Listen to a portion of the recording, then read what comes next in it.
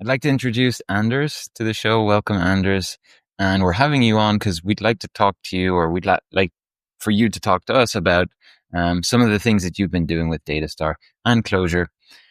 Most notably, which we mentioned last time, the Game of Life demo that you put out there that was featured on Hacker News and has been getting kind of a lot of attention. And from what I have seen, I'm not involved in the Clojure world, but you're kind of making waves there, or splashes too. So um, why don't you just give us a quick run through of what the Game of Life is? I'm going to record this as you speak. So yeah, Game of Life is a super old thing. Conway's Game of Life basically cells live or die based on adjacent cells, and they propagate. So you get cool emergent behavior based on how cells interact. And then this was originally it was a front end demo in ClojureScript by Shagun Agrawal. I hope I'm pronouncing that right. I saw it on the socials and I was like, whoa, we could port this to Datastar, probably taken an afternoon or an evening. And the first version didn't have any colors and it was kind of terrible, but it worked. And then we just added colors to the mix, and you get this really cool interaction of how the colors spread and they sort of fight. And you added multiplayer, so right? So each color represents somebody playing the game. Exactly. So the original version was single player. But I just took the algorithm that he was using, and it was a super quick port because Datastar. So that means if I go to a cell that's white and I click, so it looks like I'm green, so I'm spawning life. And how does that roughly work? So basically, it will propagate based on the number of neighbors. So if there's not enough neighbors, the cells will die. And if there's too many neighbors, the cells will die. And if there's just the right sort of Goldilocks zone of neighbors, they'll sort of propagate. And then the colors, it's based on adjacency. So a new cell will be a random color based on the number of adjacent cells weighted towards, if you're near more blue cells, a new cell is more likely to be blue. And if you're near more green cells, you're more likely to be green. And that's really it. There's not really much more to it. There's some people that may not be used to this stuff. What is explain ClojureScript, because if they don't know what ClojureScript is, it's because you're going from ClojureScript to Datastar. What does that mean? So kind of like you take a JS app that's on a client, as client only, and you just take that code and you run it on Node on the back end as JavaScript on the server. That's kind of what I did, basically, the distinction. So you can just basically copy paste the code. There's a few minor differences, the same way there's differences between the browser runtime and the JS runtime. But it meant I didn't have to sit down and write a Game of Life in terms of logic. I could just be like, okay, someone's done the hard work there. And then let's just make it multiplayer using Datastar. So if I go back to the Game of Life and I open the network tab, it looks like I see one connection open. So this will be familiar to anyone who's used Datastar with long-lived connections. And I'm seeing a bunch of SSE events streaming down. So talk us through that. What is actually going on here? So basically, what's happening is the Game of Life the simulation is running every 200 milliseconds. And the server is streaming the entire state. So the entire main body of HTML of the app to each client every 200 milliseconds. So that's what you're seeing there. There's some smarter stuff, like we're only generating the HTML once, regardless of how many clients are connected. And so there's just some caching. That'll be a 200 millisecond cache that invalidates every time we do another simulation. And then each connection will be compressed separately and then streamed down to the client.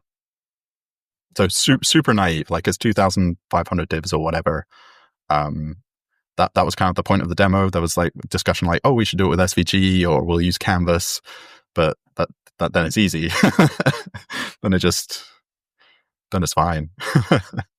So you're intentionally being extremely inefficient in that you're just sending down most of the DOM, Yeah, if not the entire DOM, and effectively, replacing it each time.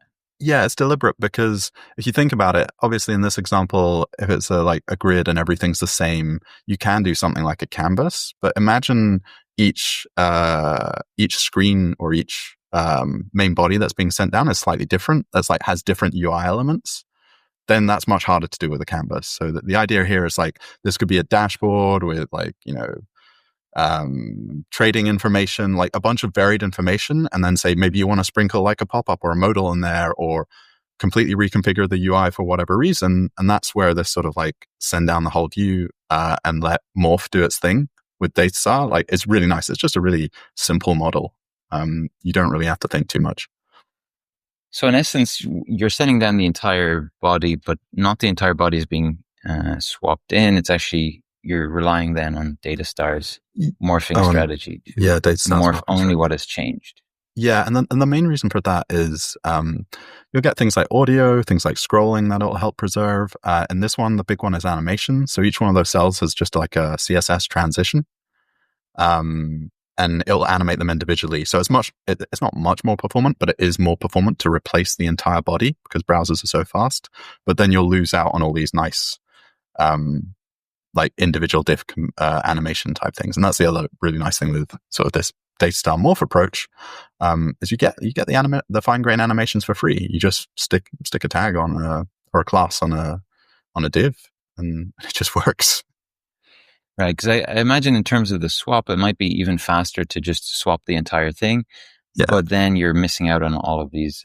You'd have to get more fancy with the animations and like, and you're tuning something for performance, but it's no longer flexible, right? The idea here is like you're building a CRUD app or you're building a user-facing app. You're not making a game. So it's really about simplifying that development process and getting good enough numbers. And if people weren't around for the Hacker News part of this, you ended up running this on a pretty lightweight machine, and you were on Hacker News, and it ran fine from what we were seeing. Yeah, you're probably good to go to explain what's going on there. I mean, so I think the key components for that is like, I mean, servers are fast, and if you get your own, like, it was a shared VPS, 4-core, 8 gig of RAM, but that's good enough. And then Datastar is really easy to program, and you can have this simple model where you're doing push. So suddenly the rendering is shared across all clients, which I think is probably the biggest optimization on this piece. Is like you're rendering the same board. So if you've got 100 users, you're doing work for each connection, but you're not going through. It's less so, I guess, in this example because it's all in memory. But if that was a database and a leaderboard, right, you're only querying the database once. You're only generating the HTML once, and then you're sending it down to the clients. You have one single view that every single client gets at the same time. And you can do interesting stuff as well. Like I've got one where it's like there's a reduced view, so you generate the whole template for the full view, and then you just filter that based on where the user's looking. So you can still benefit from that. You can still benefit from that sort of sharing, even if users have slightly different views. And again, that's entirely the SSE push-based architecture. If you don't have a push-based architecture, you can't do this. Well, I know that it'd be kind of interesting to hear your Datastar story, because I know you came from trying it out, and I had said that there's violence in your future if you keep doing what you're doing with browsers and histories and stuff. So it'd be interesting to kind of hear like how you got around to Datastar and why you stayed, because I am not always the friendliest to bad ideas. I mean, I guess maybe like to start like with a little bit of background, like I was originally like a mobile dev doing Android stuff, and like we gradually moved more and more stuff to the server because to do Android and iOS, you need to get around the App Store. So you really want to drive things from the server, and you take that to the logical conclusion, and we're sort of React Native. But then what you really want is kind of just send down HTML or XML and render it, because that gives you, the last thing you want is a typo, and then, oh no, we have to wait a week for Apple to review, and we can't change anything, and the users are seeing this. So I was looking at Turbo, which is the sort of Ruby on Rails version of kind of HTML. HTMX, God, HTMX, HTML. Yeah. So, and it started exploring Morph, and it's like, oh, Morph is really nice. Like, you get this simple programming model, you send down the view, but the way they do it was you would send out a WebSocket or an SSE refresh event, and then they do the refetch. So the nice thing with that is your handlers all stay the same, and it's like there's like you just have this SSE connection that prompts you to refetch. The downside is you stampede the server, you don't get any of the compression benefits. There's a third round trip effectively, like you're sending this message down to go fetch a thing to then get it back again, whereas you could just send the thing. And that's where Datastar was like really interesting, because it's got Morph. And like I watched the HTMX podcast, and like Delaney's like, yeah, it's just use Morph. It should be the default. And I'm like, well, I like that. It uses SSE, which is great. I've got PTSD with WebSockets, and that was like what Turbo was using. You can use SSE, but it's not really supported as much. And then signals, right? You get that sprinkling of reactivity. So with Turbo, you'd have to get there's a JavaScript library that's an additional one that the Rails community use. Stimulus, I think it's called. And that's whenever you need to do reactive stuff on the client, you end up breaking into that. And if you try to just use Morph, you end up with the problem of like Morph nuking your state, especially if you use this nice refresh model. So Datastar just sort of fixes all of that. So I kind of stuck around because I knew long term it would solve the problems that I was having. It was just a question of if I would run into any walls, and that's why I'm doing silly demos like this to see it's like what are the sort of limitations. And so far I'm happy I can basically build any app I'd want to build in Datastar. Because that's always the question with this stuff when you're like coming from React. You're like, oh, but with React I can always do everything because I've got JavaScript, no matter how painful it is. So yeah, there's almost it's like the Godwin's law of engineering. It was like, well, I have a Turing complete language. I can do anything, right? Exactly. Like everyone gets to that point at some point. I see that happen a lot on dev Twitter of like, oh, well, I have JavaScript. I can do anything. Well, yeah, of course you do. But like, do you want to, right? Yeah. So yeah, no, it's interesting to see where you're at and like, where do you see this going? Yeah, I mean, it's just a fantastic piece of kit. Like the other thing coming from like the Clojure community and Java, it's like super big on libraries being stable and then not being churn. Like I can run Clojure code from like 10 years ago. It just works. It doesn't break. Breaking changes is just not a thing the community tolerates in terms of the core. So I kind of like the idea of like, this is basically done. There's not really going to be any changes, because I want to be building stuff. I don't want to be updating Rails or updating React. Like those are my two big pain experiences of like, oh no, there's a major version. Yeah, in fact, it's going to take 2 months. That demo I did at Utah.js, we're picking it back up for some stuff, and I went from 0.18.4 to the latest beta, and it's rough. It's the code got way smaller. It was way better. It's great that we did all this stuff. Thanks for you guys being around. But oof, like that was a big change. But the good thing is that it's so much better, and I would never go back to the old way. Yeah. So like it's funny looking back at that code now. It's like, man, this was fine for me, but it is so much better for everyone now that other people have gotten involved, which is really great. It's good to get all this done at pre V1, right? That's the thing. It's like get it done before V1, and then V1's out. You make those guarantees of like, we're going to do accretion, and we're not going to have breaking changes unless it's like security or whatever, right? Like fundamental flaws.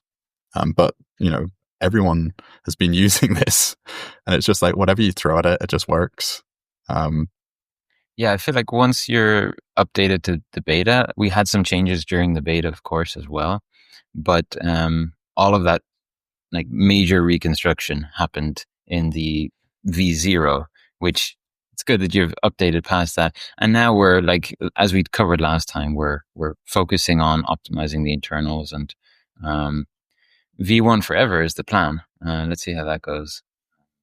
Well, and the good news is that it should be possible because we have the ability. Sorry to talk over you. We have the ability to deal with issues we have this tiny library, right? And if we need to kind of add a second way of doing something, or add a kind of like the HTML spec does, right? If we decide to deprecate something, okay, that can continue living in the code base. We don't need to rip it out and force a major update.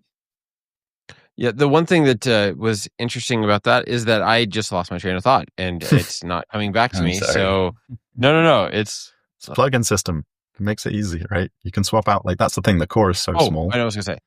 One of the good news for people that we've been doing V1 kind of in a quiet space right now, because we didn't want to affect everybody because we're doing crazy changes. But Anders went from a version, the beta 11, to using one of the RC candidate things, and everything still worked. So the funny thing is, it actually got a lot faster, and there was no changes to his stuff. He said like, "Oh, we found like one little thing, fix that," and then it was like up and running. So the nice part is that we're making things better, but it's 3 or 4 times faster than what beta 11 is, and it's smaller, and it's actually what Anders ended up using in the one that got hit by Hacker News. Luckily, that was actually only RC2.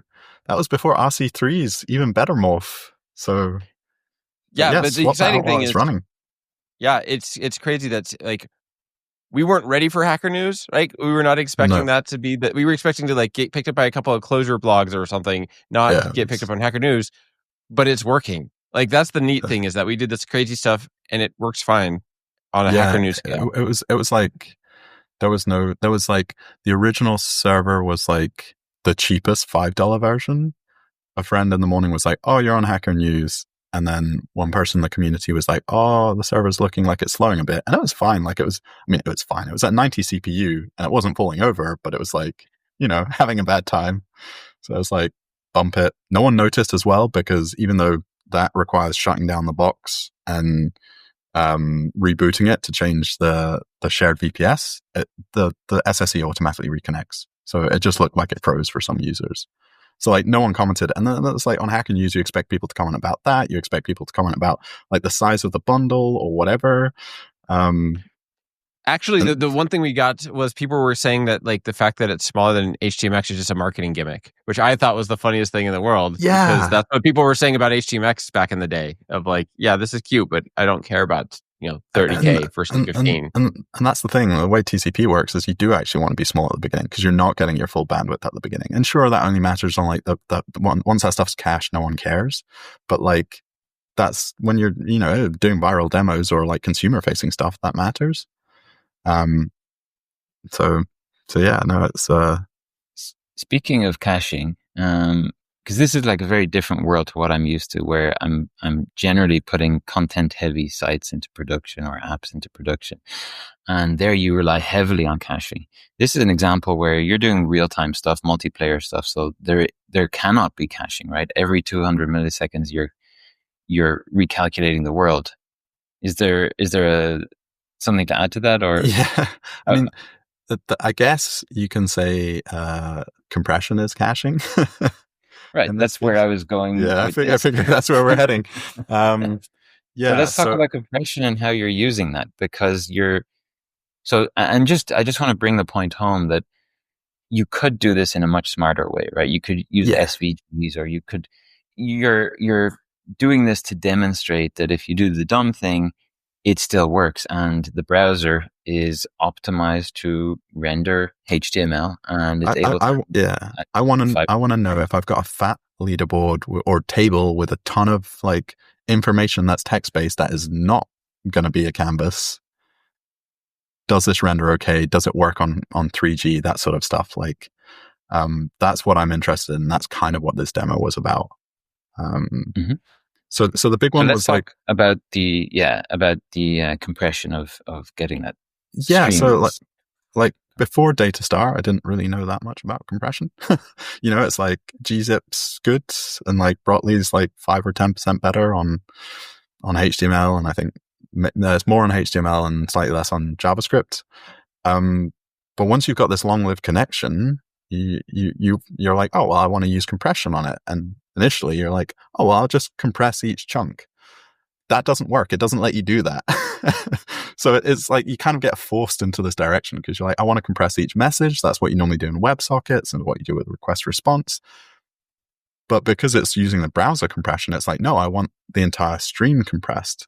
And then you look at your compression library and you're like, oh, compression works on streams. It's like, so you do gzip, and you do it on a stream, and you're like, oh, this I'm getting better compression here because you're sending a lot more. There's more likely to be duplicate content because you're sending pages with small differences. And like, you kind of get into the mindset even before this is like, you're like, maybe I should do diffing. Maybe I should do fine grain updates. This is smart, right? I shouldn't be sending all of this stuff over the wire. Your diffing is what you're going to do. And then like language like Clojure, like diffing is actually relatively cheap. So you're even more incentivized to do that.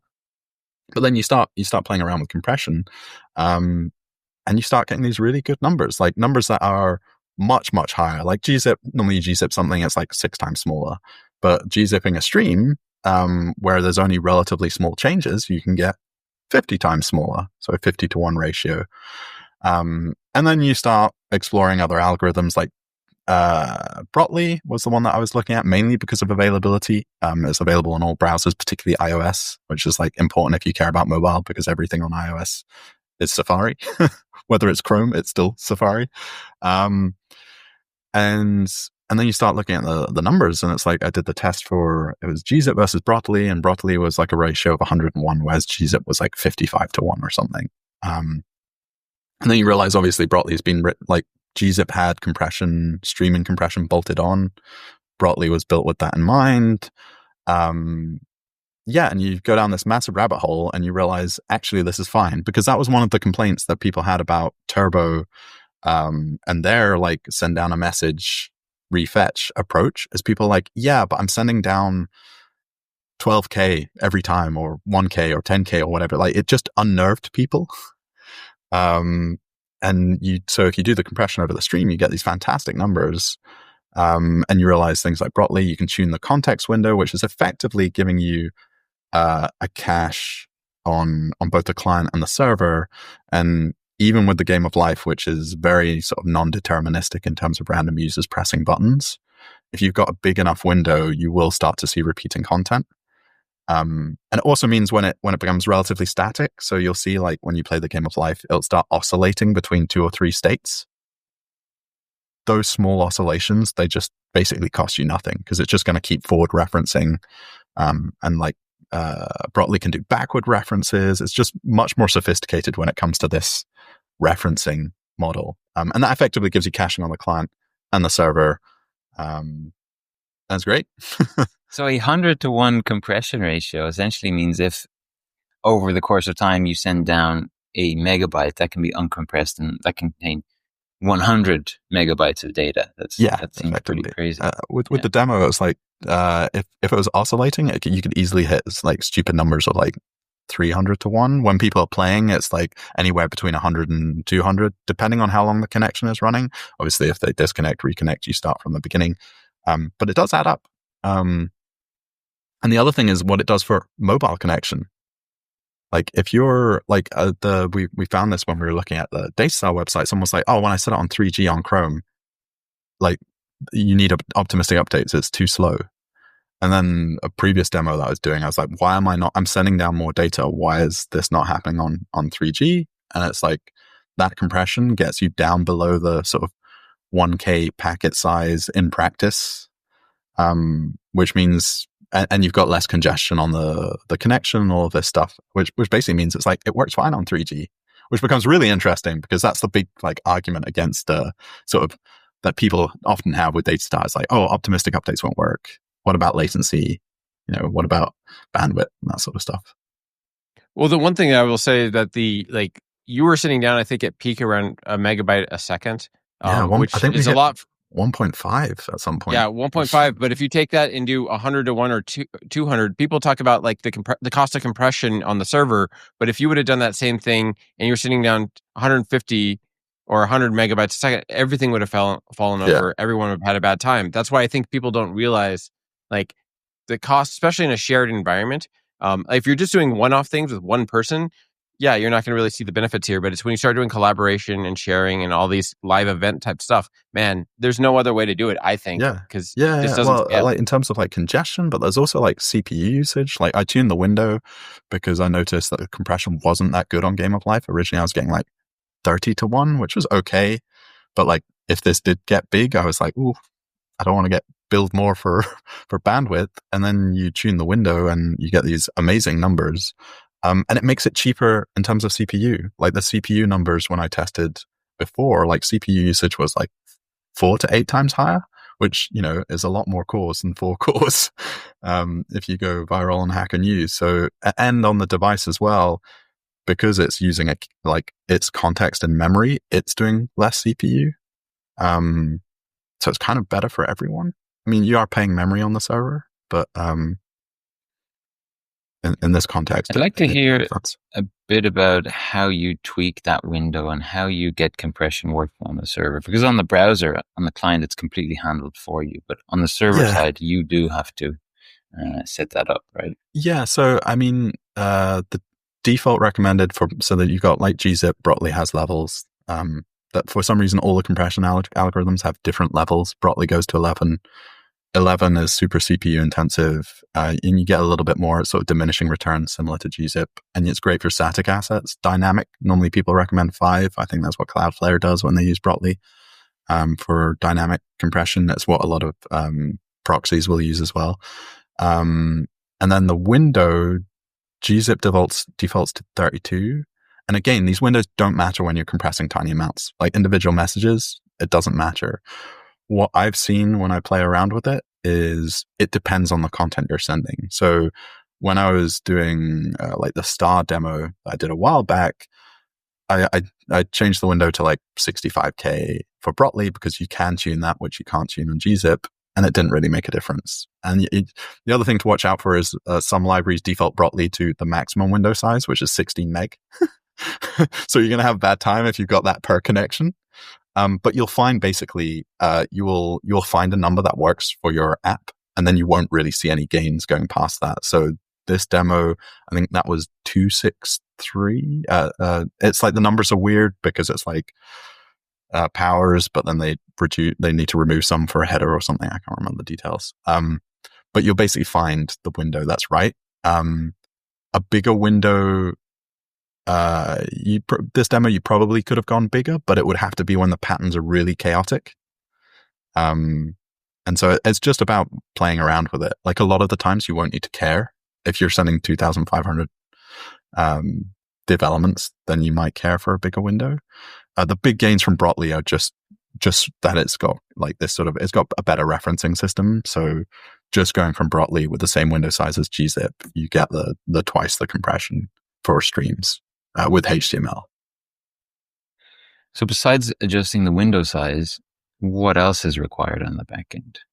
Besides enabling Brotli and that's really it. I mean, obviously, a lot of people are used to doing compression at the proxy layer. You get Nginx or Caddy to do your compression. Most of them, I haven't found a way to do SSE compression. I think it needs to be done at the application layer, so that's where I've done it. And it's very much you get your connection. That's normally just, you're flushing bytes down to the server and you wrap that in your compression. And you keep that compression object around for the duration of the connection because you need that context window. And it varies from libraries to library. I think in like sort of the PHP, Django, Rails communities, it's a slightly less common because you're less likely to have long-lived connections. But I think people in our community have managed to work it out. Whereas speaking of the community and stuff, I'm actually curious to see what your thoughts are on the whole, like Ben and I are from very different worlds, right? He's very much in the PHP land and, like not WordPress, but close to that, like that style, like a CMS style thing. I'm doing low level stuff in Go, and you've helped bring on a whole new community of like Clojurists. We all seem to be agreeing that this process is the Datastar way of doing it makes sense for all three of us, and we're doing very different things. And in fact, I think you've caused a little bit of a ruckus in your community around this. So, like, why are we all agreeing on this? I guess I think other than being in a cult. Yeah, other than it being cult. I think, well, for start, Datastar is super flexible. So you can just do request response and keep that open, which is really nice. So you can do that sort of like send down your thing is being processed and then send the response later, which is great if you're doing request response. I think it's really the push-based model is really nice, especially when you start dabbling with CQRS and having that one connection. You can get the compression benefits. A community like Clojure, you're on the JVM, you've got virtual threads. It's quite easy to do stuff like that, or at least now it is. And then I think the appeal is when you take that model and Clojure, the CQRS, is you can kind of like Clojure adopted React before React was adopted by everyone else. Like they saw it and they were like, this is brilliant. This is a great way of doing UIs because it's kind of immediate mode. And it's like, well, what if we take that and just have your state and your function, like your view equals function over state? What if we put the function and the state on the back end and not pretend the network isn't there, but then have just the view on the client? And Datastar lets you do that. And it's just a really nice programming model, right? You've just got your back end code and it's also your front end code. And there's been like some cool experiments in the Clojure community, like going in that direction. But I feel like Datastar just gives you like a really clean way of doing that. And then once you've got that model, it's like the model's really simple, right? You've got this render that fires and you've got events that triggers a re-render. It's like what the original React was, right? Before it jumped the shark. Yeah, I feel like for any push-based approach where the back end is driving the front end, as long as you're happy to work in the back end, and it doesn't matter what type of back end it is because it's completely back end agnostic, it would be very appealing. One of the things I love about the push-based approach is that I can have the browser open and you can be making changes to the Game of Life demo on the back end, and those will just be streaming down. I don't have to refresh the page or anything. And I've seen that a couple of times, how you've reset the border, you've changed the colors, and it's just like, it just comes in. It just, or broken it. Yeah. And then fixed it. Yeah. No. I mean, I've sort of like, that was the, like, so in Clojure, you've got Clojure script, which is sort of like, a language that transpiles to JavaScript. Is really cool. You can do awesome stuff with it. The problem I've always had is, you have to compile and then it goes through this like optimization process, which is great, but it means it's less amenable to having this sort of fun, interactive, REPL driven flow because you're having to update your client. And there's lots of clever ways of doing that, the same way they worked that out in React. But Datastar kind of lets you just have this one JS thing you ship, and then you can have that nice REPL driven backend workflow where you can change the app and like your changes propagate automatically because, like you said, it's push based. And so that's kind of the big appeal. Can be push based. I want to highlight. Yeah, like you don't have to. And it, like, I think where I'm coming from was like, oh, I like this model, and I know everything I've built has always ended up having to be multiplayer or have some sort of live notification. So I'd rather start there than change, because once you're doing the CQRS approach, you can actually change how you can do it. You can have like fine grain events. You can have like, I was doing like a naive, like when the state changes, it fires a change event and that's throttled and a render happens every 200 milliseconds. Like you can do that and you can swap it out for an event bus or Nats or whatever system you want, right? And that's the fun part. You don't have to change your client code or your view code, if that makes sense.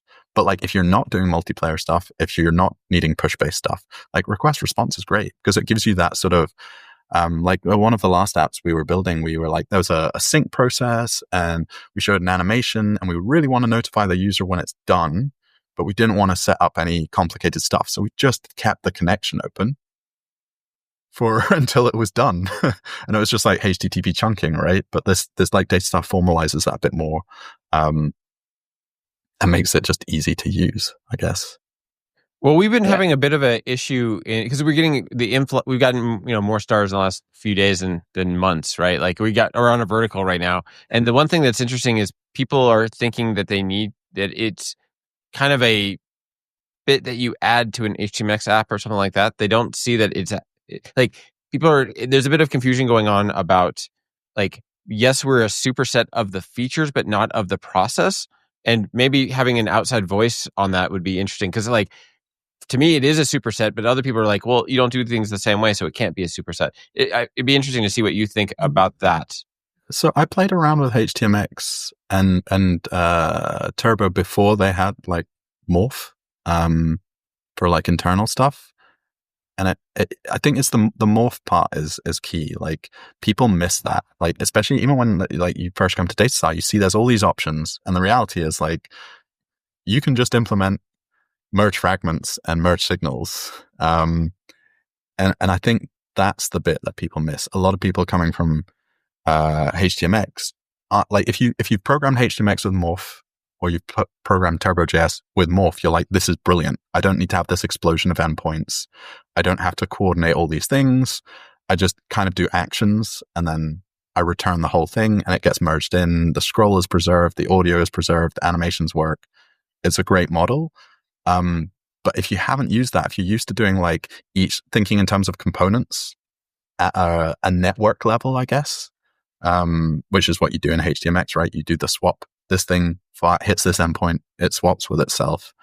Then you're like, well, how do I do that in Datastar? And it's like, you don't. That's the neat part, right?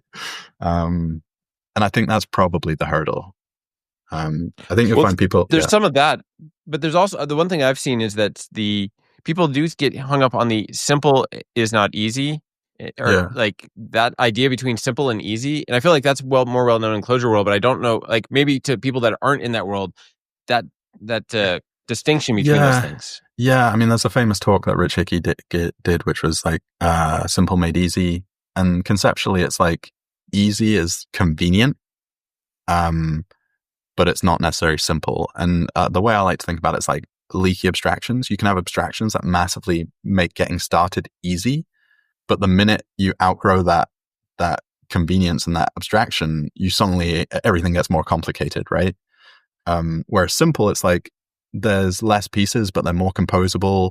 It might be harder to understand how they compose initially, but you've got your building blocks, and you can build whatever you want. So, I mean, maybe it's kind of like, I guess, Vim key bindings are composable. Emacs ones notoriously aren't. I'm an Emacs user.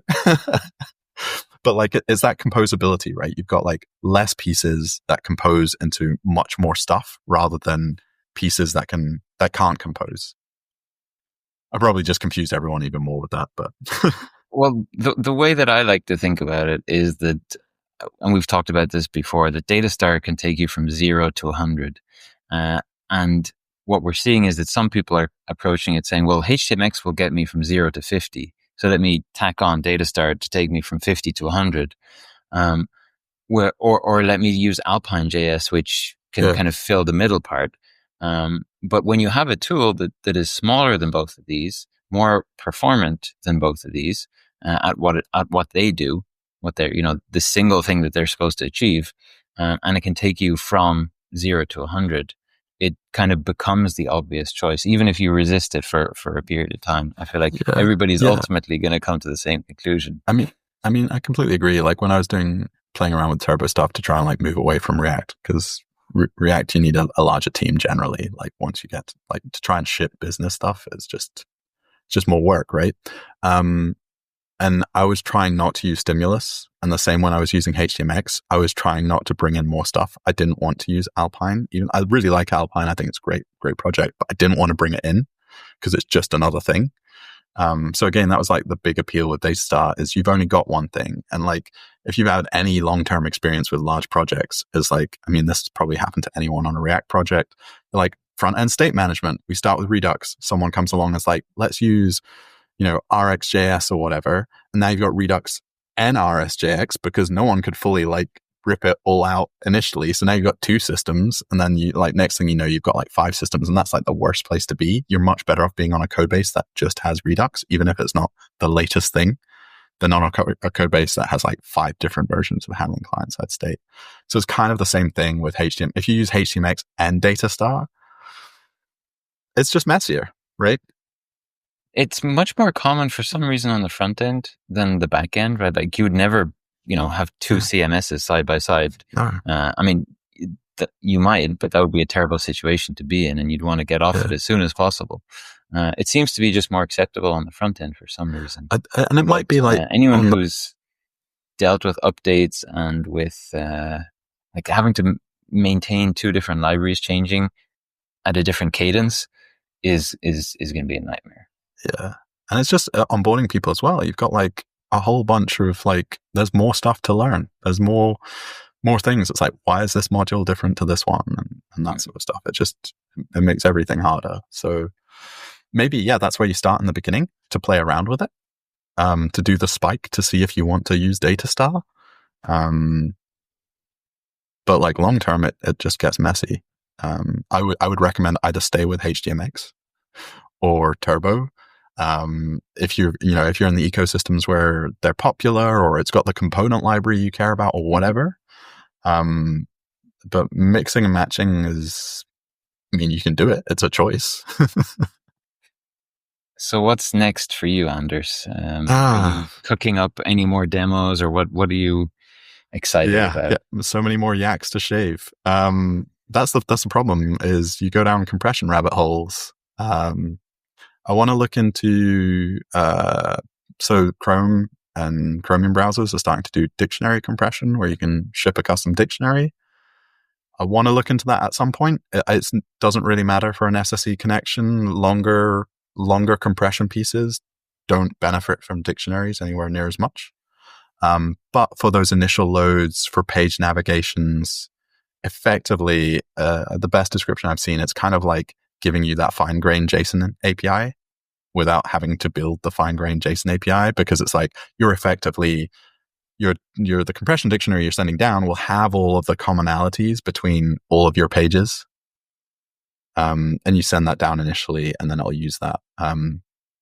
Obviously, as an extra thing you send down, but it's like an optional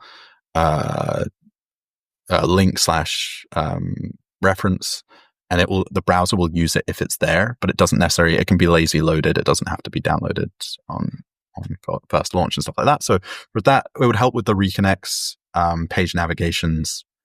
So I want to look into that. At some point, I want to make the demo have virtual scrolling. There are a bunch of different ways of doing this. Some are more complicated than others, and it depends on my time.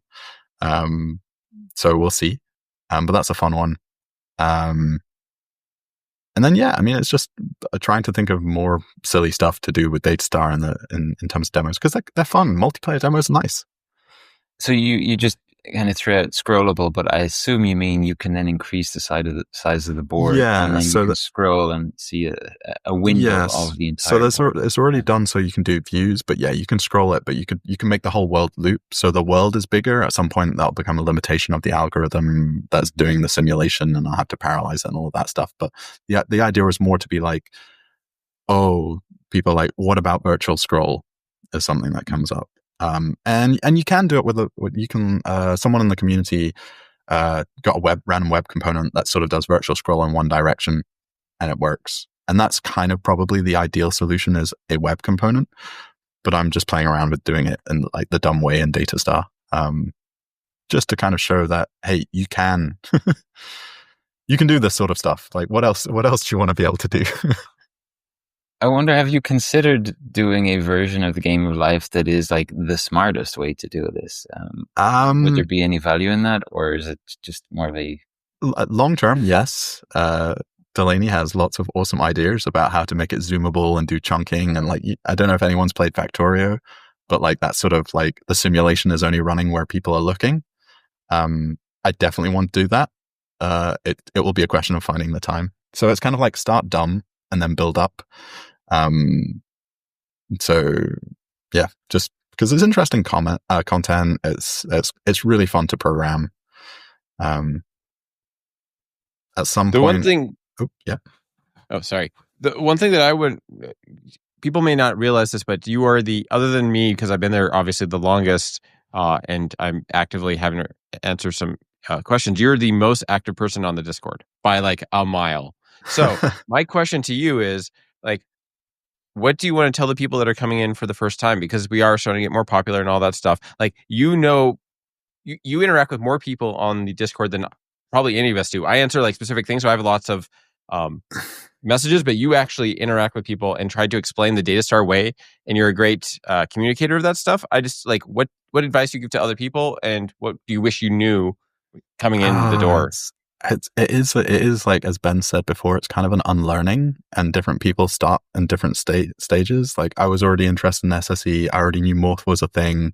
And then I already had sort of that functional model from Clojure. So it's like, oh, okay, this is the stuff that I want. And I think it's easier to put up with the unlearning bits if you're a bit more familiar. Whereas if you come in and you're like, what is this? There's so much that, like, it's a very flexible framework, and you can, that kind of makes it hard to learn, because in some ways there's a lot of work on the back end. So I'd recommend, if you come in, just do request response, do what you're normally doing, get comfortable with like the mechanics. And then once you're happy with that, most of your problems will actually be solved by doing CQRS and using less functionality, if that makes sense. Because it makes, you just end up streaming more stuff from the server. You just use merge. You almost use hardly any signals. But So start with something. You do less on the front end over time. Yeah, you do less on the front end, but you also like initially, it's like you come in and you're like, okay, well, I want to do lazy loading, so I will append every time I scroll and there's an intersection. And then you're like, well, I can just virtualize the whole thing and stream stuff from the back end and just merge fragments. And it's like, you use less, right? Like, over time, you use less of Datastar. The one thing that's really funny is it does seem like there is a line where people are like, oh, it doesn't match the way I'm used to doing apps. But as you get faster and more efficient and do less, then they start to say, well, that's just how you do games. And you're like, okay, like there's a reason why games are fast. It's because you do less. So the irony is that on people's 100%. Journey, it is kind of even funny. With the virtual scroll stuff, I was like, oh, I can do like traditional virtual scroll where you like you work out the size of the element you're looking at. And I'm like, actually, if I just send the signals to the back end and send them back and pretend I'm programming a game and start there, and then use animations to solve any perceptual jank of the network, it's actually much, much simpler. So play around with game programming if you want. Like, that sort of event loop is really nice. But yeah, just use the framework. Do request response. Get comfortable with morphing before. I think that's the big initial hurdle, is get comfortable using morph, because the amount of times I see people, they'll go into the CQRS stuff and then they'll be like, oh, I'm doing all these fine-grained updates. I'm targeting this element to change. And it's like, and then you don't realize that you're not handling disconnects properly, because what if a user misses an event and all of that stuff? It's like, get comfortable using morph, because morph will actually solve most of the other challenges that you'll find later on. Yeah, I see a lot of people coming in to the community and just trying to be too clever about things, right? And probably because they've had to be in other frameworks to compensate for the things that are lacking. Whereas with Datastar, use less signals, use less front end logic, keep your state on the back end, merge things down from the back end to the front end, deal with network latency with things like transitions and animations. And it feels buttery smooth. There's nothing lacking in that scenario. Yeah, every time I've tried to put more stuff on the client, like even like validation and stuff, I've like not even like using signals for validation. It's like, actually, you know what? Just have it as state on the back end. It'll be so much easier. So, and there was one of the main guys who wrote a bunch of articles. I can't remember his name, for Turbo and Morph, and like helps people adopt that. It's like, you start with the fact that if all of your state was on the back end, Morph would just work. And you'd need nothing else. You'd just need to fire actions and morph, and you wouldn't need to do all of these like, I want signals here, I want signals there. So you can always go back to that. As like, if I had everything in the database, even like scroll position, pagination, this would just work. And then where for whatever reason that isn't enough, or you run into some limitation with your database can't handle the number of inserts or whatever, if that is actually a problem, then start doing stuff on the client. Speaking of a problem that I see people bringing up now that we, like you see the Hacker News and the people fighting against, like what it's doing. The two things that I'm seeing that maybe you can speak more to. The one is indication versus optimistic updates is kind of a sticking point for some people, and the other one is CSP, baby, CSP. Yeah, I mean, So I'll talk about the optimistic updates. Is the fun thing with Datastar is like, if you tune the compression and you're clever in terms of how much you're sending. Little things like they do this in the Rails community, like on mouse down rather than on click. All these little things, having most of your stuff on your server, so you're not doing that cause request. There's a lot of latency basically left on the table, and if you're sensible around that, like having a fast server, using Go, using Java, obviously that's not an option for everyone, but in Rails and PHP, that just means using more cache. Generally, that's how you can be really fast with cache.